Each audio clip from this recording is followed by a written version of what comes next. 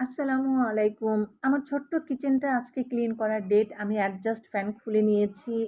মোট কথা কিচেনে যা আছে সব বাইরে বের করে কিচেনটাকে ভালো করে গরম পানি, গুঁড়ো সাবান সাথে ভিনেগার মিশিয়ে ভালো করে পরিষ্কার করে নিয়েছি। এখন আস্তে, আস্তে জিনিসগুলো দিয়ে সেট করার চেষ্টা করতেছি। তো সেজন্যই আমি গতকাল রাতেই রান্নার কাজ সেরে নিয়েছিলাম। কারণ জানি যে আজকে দিনের অর্ধেকের বেশি চলে যাবে আমার এই কিচেন ক্লিন করতে, করতে। তখন আর আমার কোনো কিছুই রান্না করা সম্ভব হবে না। তারপরেও ভাবলাম করলা ভাজিটা করে নেই। করলা আমি ভালো করে ধুয়ে কেটে নিয়েছি। সাথে একটা আলু দিয়েছি, পেঁয়াজ কুচি, কাঁচামরিচ ফালি সব একসাথে দিয়ে তেলের মধ্যে ছেড়ে দিয়েছি। অল্প হলুদ গুঁড়ো আর আন্দাজ মতো লবণ দিয়ে করলাটা ভাজা, ভাজা করে নিব। এই ছিল আজকে আমার সাধারণ রান্নাঘরের সাধারণ রেসিপি। এই পর্যন্ত যারা আমাকে সাপোর্ট করেছেন তাদেরকে আমার অসংখ্য ধন্যবাদ।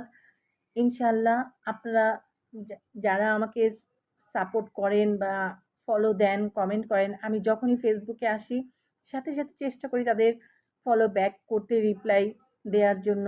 ইনশাআল্লাহ আগে থেকে এমনই হবে। সবাই ভালো থাকবেন, সবাই সবার জন্য দোয়া করবেন। আল্লাহ হাফেজ।